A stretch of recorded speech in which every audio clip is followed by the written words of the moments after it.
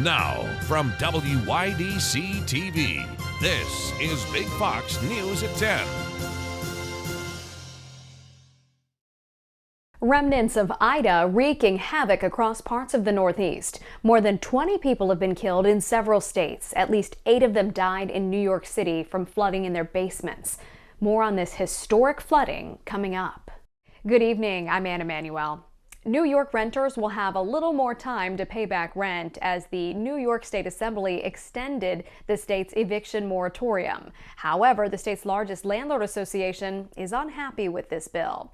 Big Fox's Matt Kleindinst joins us from Corning to break down this new bill.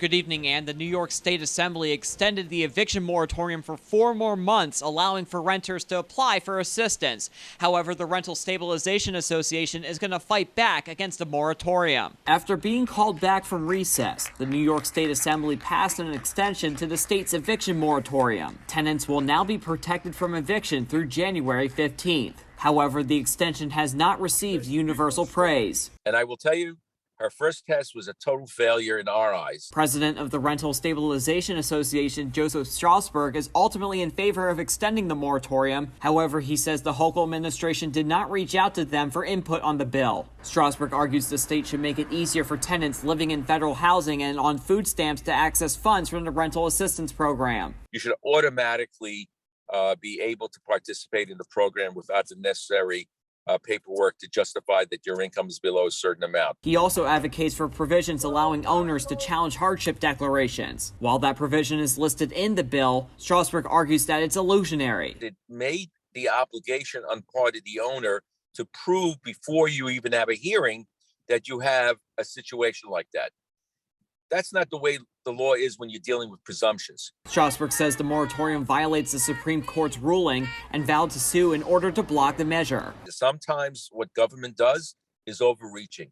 And when they overreach, we depend on the courts to tell them, stop it, you've gone too far. Matt Kleindin's Big Fox, WYDC in Corning.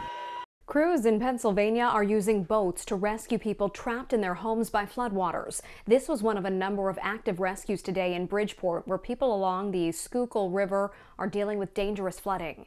You can see how high water is blocking the door. Rescuers have been able to reach at least 50 people, but had several blocks of homes left to check out. Rescue teams in Philadelphia and Wilmington, Delaware are conducting similar operations. Parts of Chester County, Pennsylvania were also slammed with flash flooding following the remnants of Ida. Reporter Waukesha Bailey gives us a look. Are you okay? During our severe weather coverage, we captured firsthand a car barreling through flood waters, the driver helping his passenger to safety. He tried opening the door, he got scared, so he brought me over here and he went back to check on the car. Finally, we got a chance to speak to the driver. The current is not like really bad. Why did you go through it? Crazy. I never thought it was going to be that bad. But it is. John Richardson says he's just trying to make it home. I just went from Spring City, Phoenixville, and Lily, this is the worst storm I've ever seen. The roads were completely flooded. I mean, you couldn't even go straight through. Richardson, like others, found shelter at a local gas station, waiting for the roads to reopen. About 30 minutes, and they closed down both highway roads, so everybody was exiting at Lancaster. It wasn't only flooding remnants of Ida brought in. A storm tore through Wilshire Development in Oxford, from uprooted trees to damaged homes. We heard a giant bang. Her bedroom window came flying into her bedroom. Back underneath the underpass, there was no longer caution tape up, warning cars to turn around. Do not open that door. A Good Samaritan rescued a family carrying a child to safety. Somebody needed help, I went for it. I've been in this situation before, nowhere near this bad. Unvaccinated Americans continue representing the largest number of COVID-19 patients needing hospitalization. The influx is inundating hospitals already overwhelmed by staffing shortages, but medical experts say it gets worse. Ashley Stromier has more on the new problems hospitals across the country are trying to solve. Just days into September, and health officials are already saying they hope this month won't mimic the last. With the country seeing more than 4 million new COVID-19 cases and close to 27,000 new coronavirus-related deaths in August alone, making it one of the worst months of the pandemic to date. You take breathing for granted.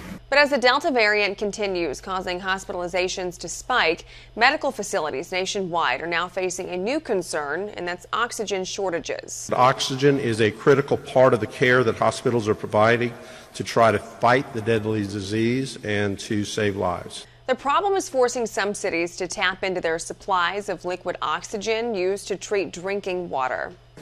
It means that there could be impacts to our water quality if we don't immediately reduce the amount of water that we need to treat. And leaders are urging people to limit the amount of H2O they use by scaling back on watering lawns and washing cars. Our ability to conserve will ensure that all the hospitals in the Midwest and Southwest continue to receive all of the oxygen products they require. Meanwhile, public health experts say the pandemic is still having an impact on people's mental health, stressing the importance of engaging in leisure activities to help positively stimulate your mind. Medical officials say you don't need to get fancy when it comes to staying active, adding just going for a walk in nature can help do the trick. Ashley Strohmeyer, Fox News. The Rockwell Museum is calling on residents to help with an ongoing social impact study. Rockwell is one of several museums across the country participating in the study with the aim to understand local art and culture and how a museum can impact a community. Residents can participate by signing up to visit the museum 3 times over the next 8 months and filling out a survey. Each participant will be given a $25 gift card. The Department of Conservation and Department of Health continue to clean up the contaminated soil at Elmira High School. The contamination can be traced back to the old Sperry Remington factory that used to sit on the property. The DEC has plans to install a football and physical education field once the ground is completely clean. To date, more than 38,000 tons of soil has been removed by the DEC.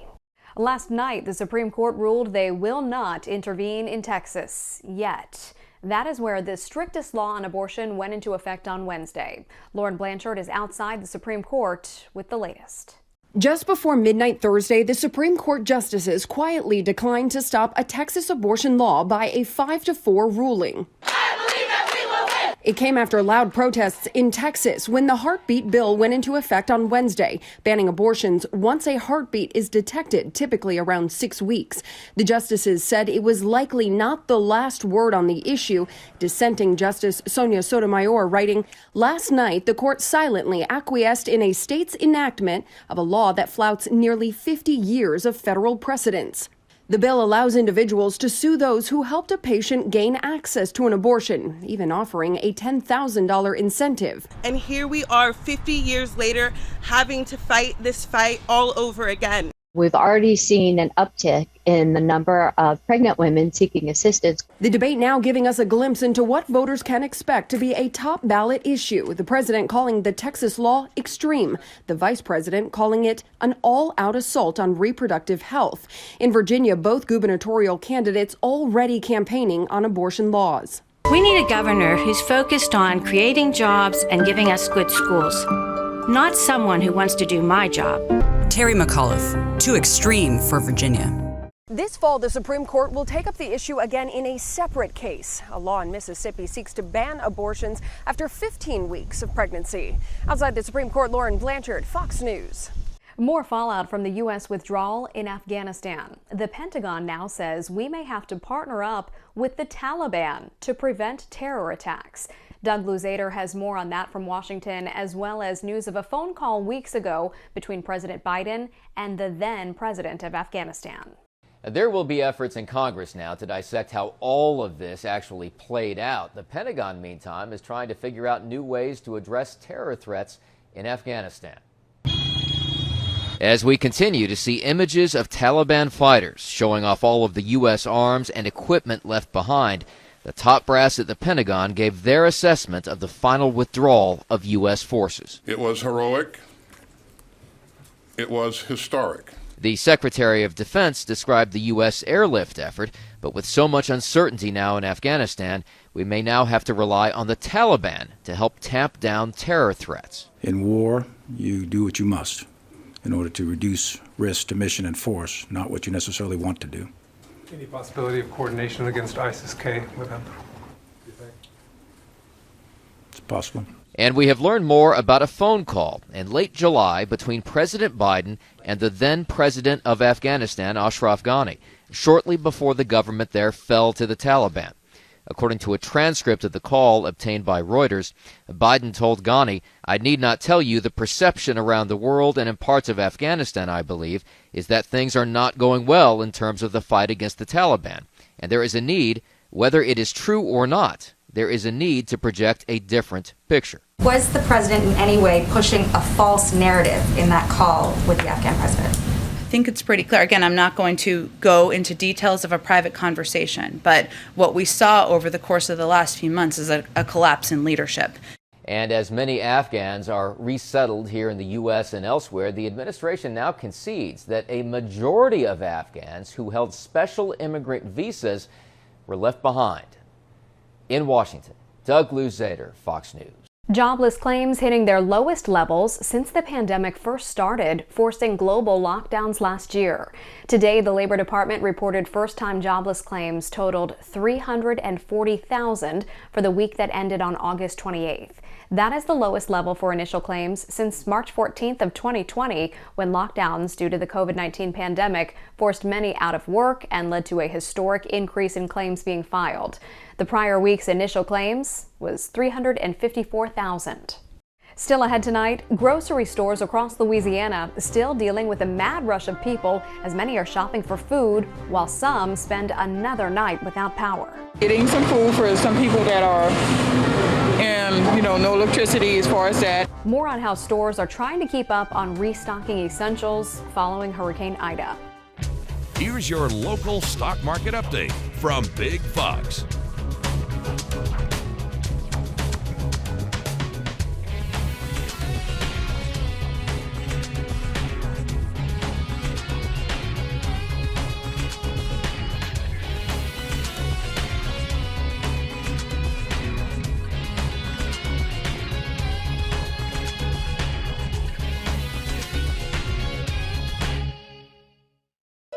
Now, your Twin Tiers forecast from Big Fox.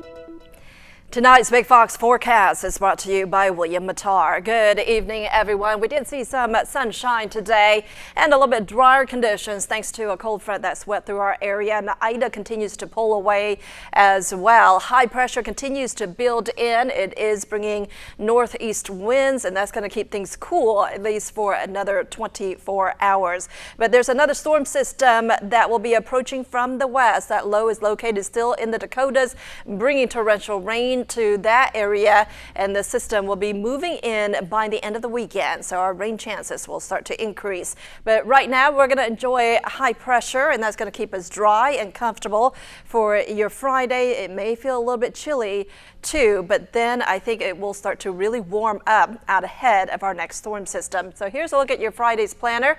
We start off with temperature readings around 56 degrees, 66 by the afternoon hours, with plenty of sunshine during the day. So with highs only in the 60s, that's going to be about 10 degrees below normal. So it is going to be feeling a little bit chilly for your Friday, but dew points will start to increase by Saturday and Sunday as south winds return out ahead of that next storm system. So the moisture content will start to increase, and our temperatures will also increase as well. By Sunday, that front will be located in the Great Lakes region. It should be moving through by the end of the day. There will be a few showers and thunderstorms in the late afternoon into the evening hours, and that could linger into your Monday. But out ahead of the system, we are expecting dry conditions, partly cloudy skies tonight. Temperatures dropping down to around 55 degrees in Corning and bottoming out to around 53 in Elmira, 54 degrees for you in Perkinsville. Our highs tomorrow, definitely 10 degrees below normal, 69 for Corning, 67 in Elmira, around 70 degrees in Watkins Glen, and around 65 in Perkinsville. So it looks like you are going to need that light jacket. As we head into the weekend, temperatures will start to warm up. So our overnight lows will drop down to around 49 on Saturday morning, and then in the 50s. That's an indication of moisture coming in, and so those overnight lows will also rise as well. 75, still not bad on Sunday. It will be a little bit more humid. Clouds will start to increase, and there is that possibility of thunderstorms by the end of the day that could continue into your Labor Day. On Labor Day, our high will be around 74 degrees, and we have another system that will come through by the middle of the week that could set off a few more showers and thunderstorms, and it is going to keep those 70s around through the end of next week.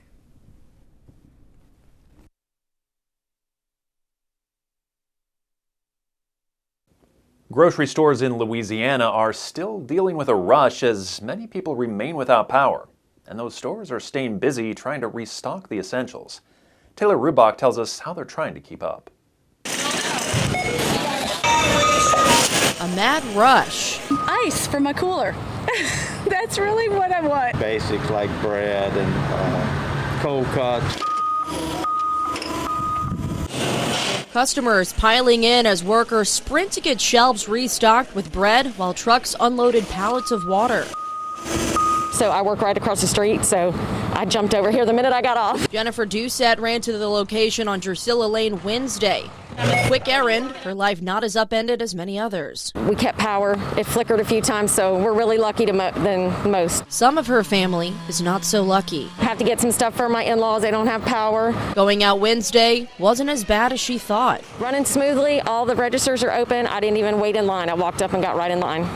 So I was totally in there for maybe less than 30 minutes. People mostly stocked up on bread, water, and of course, ice. The store also made hot meals available. Getting some food for some people that are in, no electricity as far as that, and they have no ways of getting around. Jackie Howard made sure she had a couple days worth. And this is my second round, so I had got some loaves earlier, so now I'm getting more loaves. With the list checked and nearly finished, Jennifer says there's only one thing left to do. So game plan is just get home, cook some food, and try to make sure everybody's being taken care of. The 20th anniversary of 9/11 is coming up, and a small group is marking it with a journey. They're walking from Boston to New York with the American flag in hand. Sam Reed caught up with them in Rhode Island. On this rainy day in Rhode Island, rucking continues for these three who set out from Boston's Logan Airport to Ground Zero in New York City for the upcoming anniversary of 9/11. Because that's where the two aircraft that were hijacked and crashed into the World Trade Center, that's where they took off from. Daniel Stokes, who's from Washington State, served in the Army for 23 years. Being a veteran during the global war on terrorism for these past 20 years, it all traces back to that day. He met Denise Olson of New Jersey in a 9/11 memorial group. Every year around September 11th, I try to do something to honor my husband. While the world watched as the towers crumbled, her life as she knew it did too. It was difficult. It was like having a rug pulled out from under you. Her husband Jeff, a New York City firefighter and father of three, died that day. He was stationed at the World Trade Center. My memory of him is as a vibrant, young 31-year-old who lived life so big, was always smiling, laughing. 17-year-old Ezra Richter of Boston is hopeful to make his own memory. This is a good way and something that I'll remember for the rest of my life. Denise and Daniel had been passing through and staying at Ezra's family's Airbnb. The amount that they do for us in our country is amazing. His brother is becoming a Marine, so joining them on their journey wasn't a tough decision. I think about a lot. I think about my family, my friends, my brother, thinking if he's having a harder or easier time than me in boot camp. Today, they're pounding the pavement from Providence to West Greenwich. So many people are beeping their horns at us, or giving us encouragement, words of encouragement along the way. Today is day 4 of 14 and 245 meaningful miles. You sort of feel like as a country we're falling apart, but as we've been walking through all of these small towns, the support that we've been given proves that to be untrue. An angler from Massachusetts was shocked when he hauled in one freaky-looking fish. As Doug Meehan shows us, this is not just a fishtail. With a mouthful of fangs, beady black eyes, and a body covered in a slippery slime, this was quite the catch for Mike Powell of Canton. I didn't know how to fight it because this thing was jumping left, right. Mike was fishing over the weekend when he landed this nearly 6-pound, 30-inch creature of the Canton Reservoir. This was one freaky fish he had never seen before. Me and my buddy, we didn't even know what it was at first. As it turned out, Mike had caught what's known as a northern snakehead. It is a non-native species of Canton, never mind North America. This fish is from Asia, and it's actually illegal to have here in the U.S. Let's be honest here. I'm out here chasing big bass. To catch that when I'm not looking for it, I mean, I couldn't even tell you. I was wearing one of these things that tells you your heart rate. Thing was through the roof. There are very few species you can confuse with snakeheads. Todd Richards is from Mass Wildlife. He says based on size, color pattern, fin placement, and head shape, this is a confirmed snakehead. Todd believes it was most likely released into the reservoir after it became too big for someone's fish tank. So they're an injurious species federally, so you can't possess them. Mass Wildlife regulates the possession of fish that can live in our waters, and we don't issue permits for snakeheads. I fished this lake my whole life, and when I saw that, I was like, this doesn't belong here. Prior to Mike's catch, only 3 other snakeheads have been documented as being caught in Massachusetts waters since 2002. And for wildlife officials, they'd like to keep it that way. The good news is these are all adult fish. We have no evidence of reproduction, which would be a different ballgame. Your daily coffee habits might allow you to live a longer life. A new study suggests up to 3 cups of coffee a day can lower your risk for stroke and death from cardiovascular disease. University researchers in Budapest recently presented their study at the European Society of Cardiology Congress in France. They found that compared to non-coffee drinkers, drinking up to 3 cups of coffee a day was associated with 21% lower risk of stroke and 17% lower risk of death from cardiovascular disease.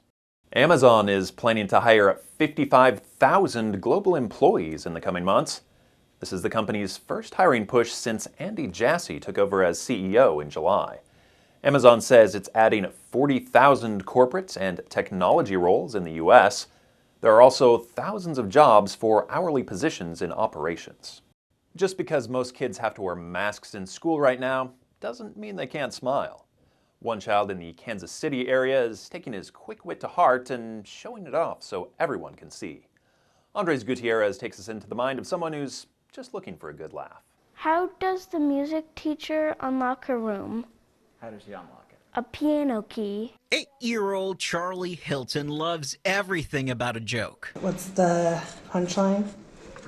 Because she got attached to it. So when it was time for the aspiring comedian to go back to school in the age of COVID, a light bulb went off. I like to make people laugh, and a lot of people like jokes, so I want to put them on my mask so people can read them. The 3rd grader comes up with them from books, TV, and his own quick wit. Why did the banker quit his job? Why? He lost interest. Using his mom's penmanship on the mask, Charlie shares his jokes with everyone at Park Hills Southeast Elementary.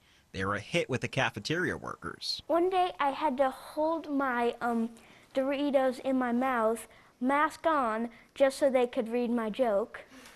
But they did like it. Charlie's mom hopes that in this simple act of spreading joy, there can be a lesson for other parents and children during these very tough times. It's just all about attitude. People tend to think that mask wearing has to be something horrible or traumatic or not fun for kids. And honestly, you can make it something fun. It's not a big deal. Brianne has started an Instagram account documenting Charlie's joke of the day. I mean, it's a great way just to put an instant smile on people's face if you're having a bad day. You know, they're pretty corny jokes, but everyone laughs. And now more than ever, we all need a good laugh. We want to leave you with a smile tonight. A Louisiana man who rode out Hurricane Ida ended up being a hero to a baby deer. Daniel Fears evacuated his family as the storm approached, but he decided to stay and watch over his home. As the floodwaters rose around his home, he says he heard what sounded like an animal in the rising waters. And that is when he spotted the little fawn. He says the deer just walked right up to him. Fears says he hopes the fawn's mother will come back for him, but if not, he'll find a safe home for him once the waters recede. For now, he's named the fawn Buck. Thank you so much for joining us. Have a great night.